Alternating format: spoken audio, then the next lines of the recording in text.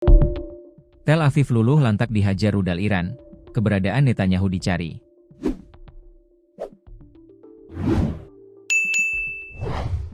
Gelombang serangan rudal Iran mengguncang Israel dan membuat kota metropolitan Tel Aviv dilaporkan mengalami kerusakan di sejumlah titik.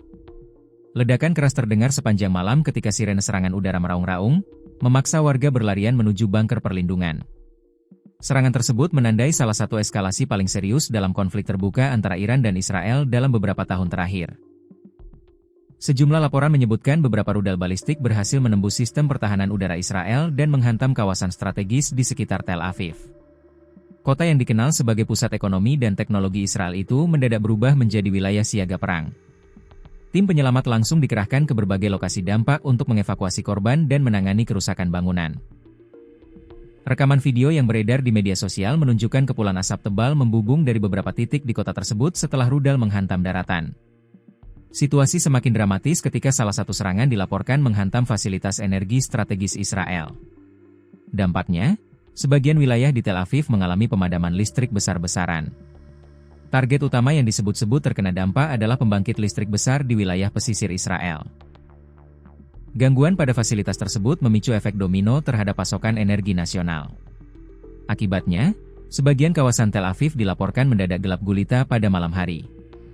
Lampu-lampu kota padam, sementara sirene peringatan terus berbunyi menandakan ancaman serangan lanjutan. Bagi warga kota, malam itu berubah menjadi situasi penuh ketegangan. Banyak keluarga menghabiskan waktu berjam-jam di ruang perlindungan bawah tanah sambil menunggu kabar terbaru mengenai kondisi keamanan. Menurut sejumlah laporan militer, serangan yang menghantam Israel tidak hanya terjadi sekali. Iran disebut meluncurkan beberapa gelombang rudal dan drone secara simultan. Strategi ini diduga bertujuan membanjiri sistem pertahanan udara Israel agar sebagian proyektil dapat menembus pertahanan.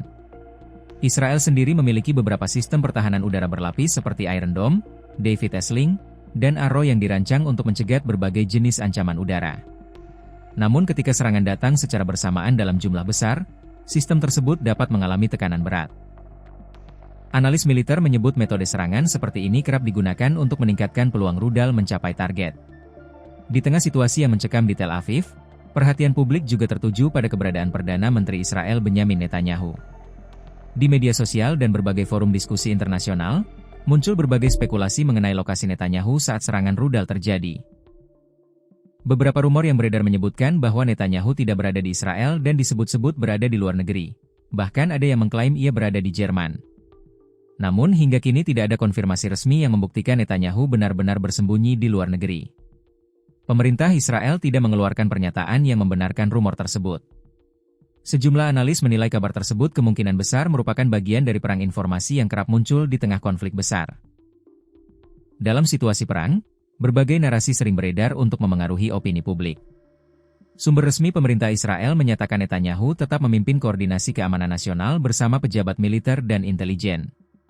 Kabar negatif menyasar Perdana Menteri Israel Benjamin Netanyahu. Netanyahu dikabarkan meninggal dunia atau terluka. Isu mengenai kabar tersebut beredar di media Iran. Kabar tersebut lantas mendapat tanggapan dari media Israel. Media Israel, The Jerusalem Post, menilai laporan yang diterbitkan Tasnim News Agency media Iran hanya berupa spekulasi. Dikutip dari Tribun News, menanggapi kabar ini media Israel angkat bicara dan memberikan klarifikasi pada Selasa 10 Maret. Spekulasi mengenai kondisi Perdana Menteri Israel Benjamin Netanyahu dibantah oleh media Israel setelah laporan tersebut beredar. Media Israel melaporkan isu tersebut tidak disertai dengan bukti konkret yang menunjukkan Netanyahu meninggal dunia atau terluka. Dalam ulasannya, The Jerusalem Post menyebut bahwa Tasnim tidak menyerahkan bukti langsung terkait klaim bahwa Netanyahu meninggal dunia atau terluka. Media Israel itu menilai laporan tersebut hanya mengumpulkan sejumlah informasi publik yang kemudian dirangkai menjadi narasi dramatis. Sebelumnya dikabarkan Tasnim media Iran menyoroti tidak adanya unggahan video terbaru Netanyahu di kanal pribadinya selama hampir 3 hari terakhir. Pengetatan pengamanan di sekitar kediaman Netanyahu pada 8 Maret sebagai salah satu indikator. Selain itu, Tasnim mengaitkan pembatalan kunjungan Jared Kushner dan Steve